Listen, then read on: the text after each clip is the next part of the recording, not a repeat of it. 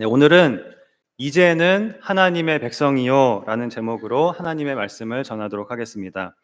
오늘은 우리 말씀교회의 26년째 창립 26년 기념하는 주일입니다.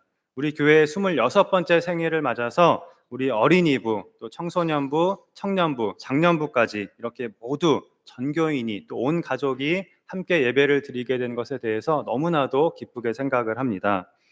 전에는 이렇게 원래 주일 낮 예배는 온 성도가 전 교인이 다 모여서 예배를 이렇게 드리는 그런 예배라고 해서 대예배라고 불렀었는데요. 그런데 이 대예배에서 가장 어려운 부분이 이 설교 시간입니다. 어른 설교가 아이들에게는 너무 어려울 수도 있고 또 지루할 수도 있고 또 너무 어린 아이들이 막 돌아다니고 시끄럽게 하면 이제 예배에 지장을 줄 수도 있습니다. 그래서 지금은 대부분의 교회가 이제 학생들 예배는 따로 드리고 있는데요. 그러나 이렇게 한 번씩 전 교인이 함께 예배드리는 이 시간, 이 대예배는 우리 어린 아이들에게도 너무나 꼭 필요한 정말 귀중한 시간이 될 수가 있고, 또 우리 아이들이 어른들이 예배드리는 모습, 또 어른들의 신앙을 직접 보고 경험하고 또 함께 느끼면서 배우는 그런 기회가 되기 때문에 굉장히 아주 귀중한 예배라고 할 수가 있겠습니다. 그래서 오늘도 우리 학생들에게 그리고 우리 모두에게 그런 귀한 예배의 시간이 되었으면 좋겠습니다. 자, 오늘은 우리 교회의 생일을 맞아서 교회에 대한 말씀을 전하려고 하는데요. 자, 우리 학생들 중에 교회가 무엇인지 아는 사람. 교회가 무엇인지 아니. 교회가 뭔가요?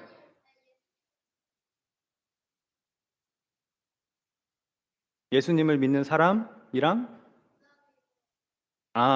예수님을 믿는 사람도 교회고, 네, 또 여기도 교회다. 이렇게 정답을 말했습니다. 박수 한번 보내주시기 바랍니다.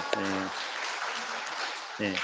여러분, 교회는 우리 말씀교회, 무슨 교회 할 때처럼 흔히 우리가 건물로 떠올리는 그런 각각의 교회들도 교회라고 하지만 그보다 더 우선적인 뜻은, 더 먼저 되는 뜻은 예수님을 믿는 사람들, 즉 우리를 가리켜서 성경은 교회라고 말합니다. 모든 믿는 사람들을 가리키는 말이 이 교회입니다. 오늘 본문은 바로 이 교회된 우리에 대하여 아주 중요한 것을 말씀하고 있는데요. 우리 9절 말씀을 한번 다 같이 화면 보시고 읽어보시겠습니다.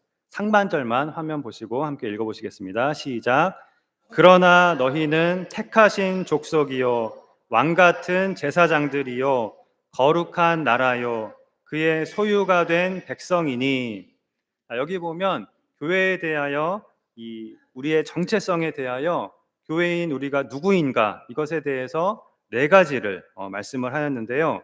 택하신 족속, 왕 같은 제사장들, 거룩한 나라, 그의 소유가 된 백성, 이렇게 네 가지입니다.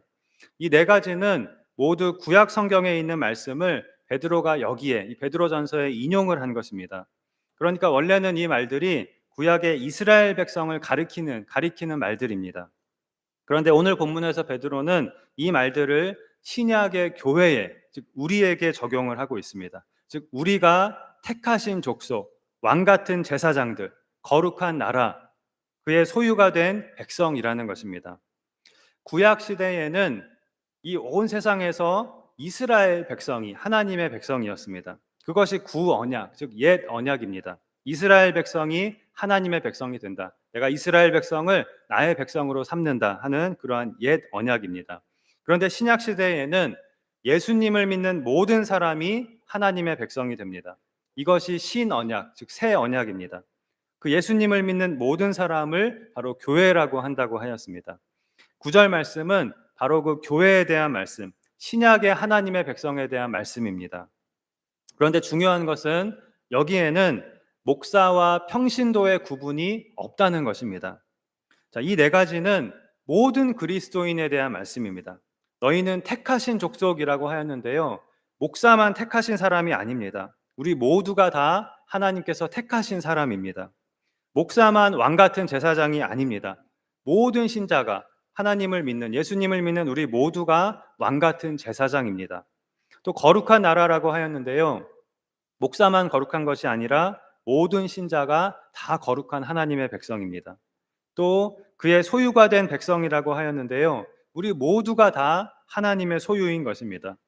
우리가 보통 교회에서 이제 목사가 아닌 나머지 성도들을 가리켜서 평신도라고 보통 우리가 부르는데요. 이 평신도라고 하는 말은 특별한 신도가 아니라 평범한 신도, 그냥 일반 성도라는 그런 느낌을 주기 때문에 사실은 별로 그렇게 좋은 말이 아닐 수가 있습니다. 자, 우리 모두는 다 똑같이 사실은 특신도, 특별한 신도인 것입니다. 우리가 다 하나님께서 택하신 백성이고 왕 같은 제사장들이고 거룩한 나라고 하나님의 아주 특별한 소유가 다 우리인 것입니다. 자, 그럼 여러분은 평신도이십니까? 특신도이십니까? 네. 자신이 없으신데 자신 없어도 특신도이십니다. 다 여러분은 또 저와 여러분 우리 모두는 다 특별한 신도입니다. 자, 그런데 9절 하반절에 보면 이는 너희를 어두운 데서 불러내어 그의 기이한 빛에 들어가게 하시니에 아름다운 덕을 선포하게 하려 하심이라 라고 하였습니다.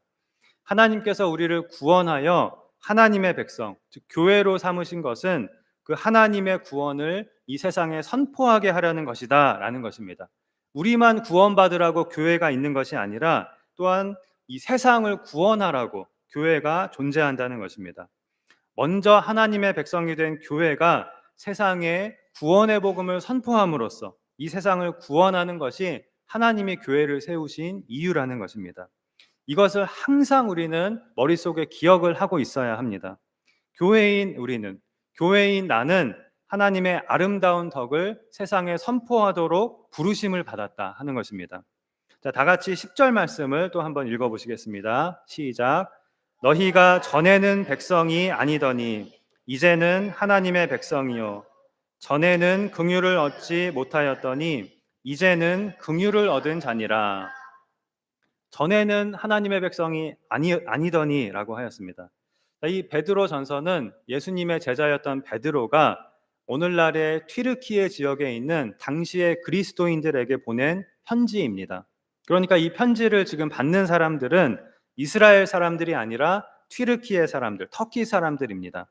당연히 이 사람들은 전에는 하나님의 백성이 아니었습니다. 그러나 먼저 교회된 자들이 전하는 복음을 듣고 이제는 하나님의 백성이 된 그런 사람들이었습니다. 그리고 이들도 이제는 하나님의 백성으로서, 즉 교회로서 이 세상에 구원의 복음을 전하기 시작하였습니다. 그리고 그 결과 2000년이 지난 오늘날 우리가 이렇게 하나님의 백성이 되어서 이 자리에서 예배를 드리고 있는 것입니다. 우리 역시 마찬가지입니다. 전에는 우리가 하나님의 백성이 아니었지만 이제는 하나님의 백성이 되었습니다. 그런데 우리가 하나님으로부터 부름을 받은 것은 세상에 하나님의 아름다운 덕을 선포하라고 세상으로 보냄을 받은 것입니다. 이것을 우리는 기억해야 하는 것입니다. 교회는 이 세상 가운데에서 하나님으로부터 부름을 받아서 다시 세상으로 보냄을 받은 사람들이라고 할 수 있는 것입니다. 세상을 구원하라고 하나님은 우리를 하나님의 백성으로 삼으시고 교회로 삼으신 것입니다. 세상을 구원한다고 하는 것은 이 세상에서 가난을 몰아내고 전쟁과 다툼을 그치게 하거나 사람들을 더 도덕적이고 선하게 만드는 것이 아니라고 전에 말씀을 드렸습니다. 교회의 사명은 하나님의 아름다운 덕을 선포하여 즉 구원의 복음을 전하여서 사람들을 죄로부터 구원하고 하나님의 백성이 되게 하는 것입니다. 이것이 진정으로 세상을 구원하는 교회의 사명이고 교회인 우리의 정체성이 바로 이것인 것입니다. 자, 바로 이러한 교회의 정체성을 나타내주고 있는 말이 9절에 나오는 왕 같은 제사장인데요. 오늘은 특별히 이 왕 같은 제사장이라는 말에 대해서 왜 우리를 왕 같은 제사장들이라고 하였는지 이것을 생각해보고 마치도록 하겠습니다. 구약 시대에는 왕과 제사장은 따로 있는 별개의 직분이었고 또 왕도 제사장도 아무나 될 수 있는 것이 아니었습니다. 특별한 사람만이 될 수가 있었습니다. 그런데 우리가 왕 같은 제사장이라는 말은 하나님께서 교회로 삼으신 우리는 왕도 되고 제사장도 된다는 말입니다. 하나님이 온 세상을 다스리시는 왕이신데 이 세상에서 우리는 바로 그 왕이신 하나님의 대리인으로서 왕의 직분을 가지고 살아가고 있다는 것입니다. 그리고 동시에 우리는 하나님을 향하여 그리고 이 세상을 향하여 제사장의 역할을 하게 되는데요. 구약 시대에 제사장에게 주어졌던 세 가지 특권이 있습니다.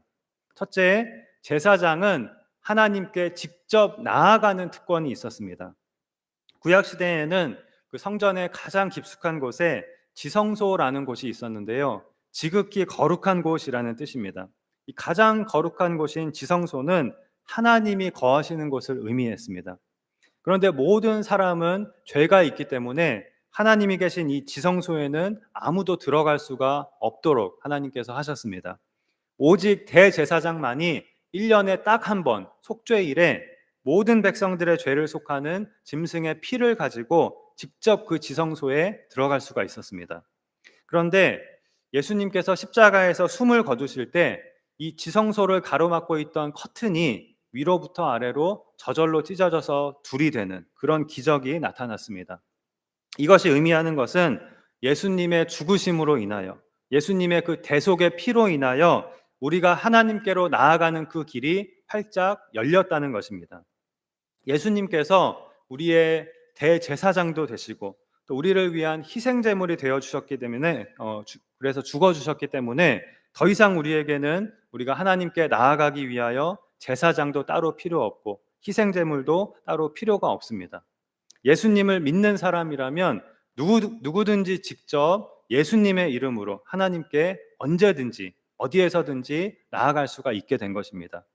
우리가 예수님을 믿으면 제사장이 필요 없습니다. 제사장을 통해서 하나님께 나아갈 필요가 없습니다. 목사를 통해서 나아갈 필요도 없습니다. 우리 모두는 예수님의 이름으로 직접 하나님께 나아갈 수 있고 또 하나님께 직접 기도할 수가 있는 것입니다. 그래서 우리가 왕 같은 제사장인 것입니다. 실제로 우리의 직분이 제사장이라는 것이 아니라 우리는 예수님의 이름을 가진 자들이기 때문에 그 예수님의 이름으로 언제든지 어디에서든지 직접 하나님께 나아갈 수 있는 그런 특권이 우리에게 주어졌다는 것입니다. 다음으로 제사장에게 주어진 두 번째 특권은 하나님을 예배하는 특권입니다. 제사장의 특권이자 또 사명이라고 할 수 있는데요. 제사장의 주요 업무는 당연히 제사를 드리는 것입니다. 이 제사가 바로 구약 시대의 예배였는데요. 예배의 본질은 사람이 하나님께 나아가서 하나님을 만나는 것입니다. 그것이 예배입니다. 그런데 사람이 하나님께 나아가기 위해서는 반드시 자신의 죄를 대속할 희생제물의 피를 가지고 나아가야 했고 바로 그 제사를 이 제사장이 주관하였습니다. 그러니까 구약 시대의 예배에는 희생제물이 반드시 있어야 했고 또 제사장이 반드시 있어야 했습니다. 자, 오늘날 우리가 드리고 있는 이 예배도 본질은 그 구약의 제사와 똑같습니다. 우리가 하나님께 나아가서 지금 하나님을 만나는 그런 예배를 드리고 있는 것입니다. 그런데 예수님께서 우리의 모든 죄를 대속하는 희생제물로 십자가에서 단번에 드려지셨기 때문에 더 이상 우리는 짐승의 희생제사를 드리지 않고 있는 것입니다. 대신 구약시대의 예배와 똑같이 우리는 지금 우리의 죄를 대속한 예수님의 피를 가지고 직접은 아니지만 영적으로 우리가 예수님의 피를 가지고 하나님께로 나아가는 그런 예배를 지금 드리고 있는 것입니다. 예수님께서 우리의 희생 제물이자 제사장이 되어 주셔서 우리가 지금 하나님을 만나는 예배를 이렇게 드리고 있는 것입니다. 우리가 기억해야 할 것은 예수님을 믿는 우리에게는 하나님을 예배하는 특권이자 사명이 주어졌다는 것입니다. 이 예배가 교회인 우리에게 주어진 제사장적인 특권이자 또 사명인 것입니다. 그런데 예배는 지금 우리가 드리고 있는 이 예배만을 의미하는 것이 아닙니다. 다 같이 로마서 12장 1절을 화면 보시고 한번 또 읽어보시겠습니다. 시작. 그러므로 형제들아 내가 하나님의 모든 자비하심으로 너희를 권하노니 너희 몸을 하나님이 기뻐하시는 거룩한 산 제물로 드리라. 이는 너희가 드릴 영적 예배니라. 우리가 드릴 영적 예배는 우리 몸을, 우리 자신을 살아있는 제물로 죽여서 드리는 것이 아니라 우리가 살아있는 채로 계속해서 하나님께 드리는 것이라는 말입니다. 계속해서 우리는 하나님께 나아가고 하나님을 만나는 그러한 삶을 살아야 한다. 그것이 우리가 드릴 영적 예배다라는 것입니다. 하나님, 자, 여기 제가 지금 예수님의 피를 가지고 왔어요. 이제 됐죠? 저 오늘도 하나님 만나고 갑니다. 이것이 예배가 아니라는 것입니다. 우리가 삶 속에서 언제든지 예수님의 이름으로 하나님께 나아가고 하나님을 만나고 하나님과 동행하고 하나님께 기도하고 또 하나님의 말씀을 가까이 하고 하나님께 감사하고 하나님을 찬양하는 그러한 삶을 사는 것, 이것이 하나님께서 우리를 왕 같은 제사장으로 삼으시고 우리에게 주신 특권이자 사명인 것입니다. 자, 마지막으로 제사장의 세 번째 특권이 있습니다. 다른 사람을 하나님께로 인도하는 것, 연결해 주는 것입니다. 제사장의 역할은 사람이 하나님께 나아가는 제사를 드릴 때 그 하나님과 사람 사이에서 다리 역할을 하는 것이라고 할 수 있습니다. 즉, 다른 사람을 하나님께로 인도하는 역할이 제사장에게 주어진 것입니다.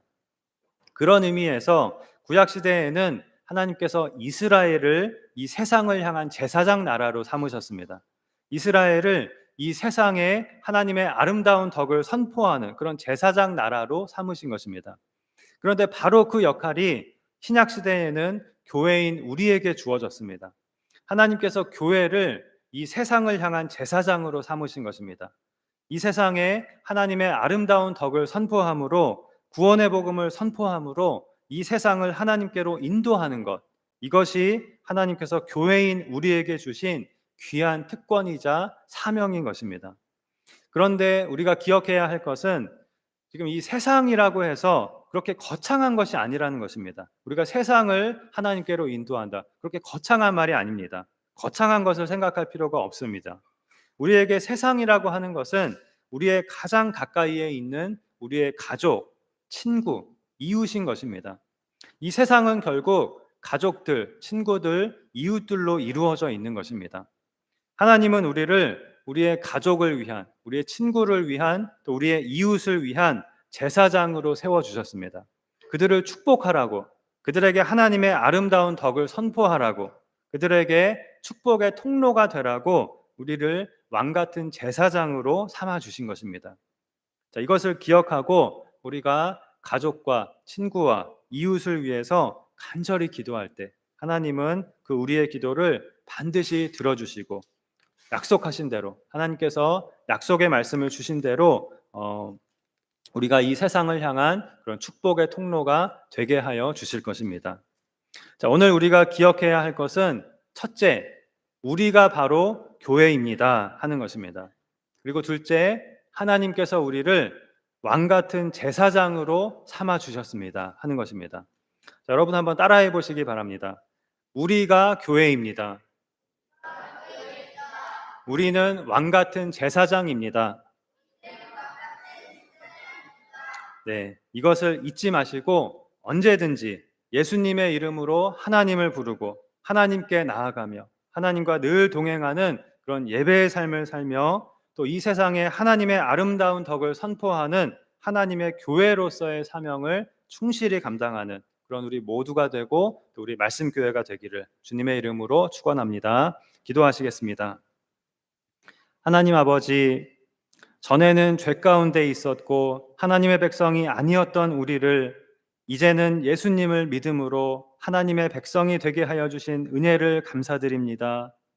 하나님은 우리를 이 세상 가운데에서 불러주시사 교회로 삼아주시고 또한 우리를 이 세상을 향하여 보내셨다고 하였사오니 우리가 이 세상에서 왕같은 제사장들로서 하나님의 아름다운 덕을 선포하여 이 세상을 구원하고 이 세상을 축복하는 사명을 감당하게 하여 주시옵소서. 특별히 우리의 가족과 친구와 이웃을 하나님께로 인도하는 축복의 통로로 우리를 사용하여 주시고 우리 말씀교회를 사용하여 주시옵소서. 감사드리며 예수님의 이름으로 기도하옵나이다. 아멘.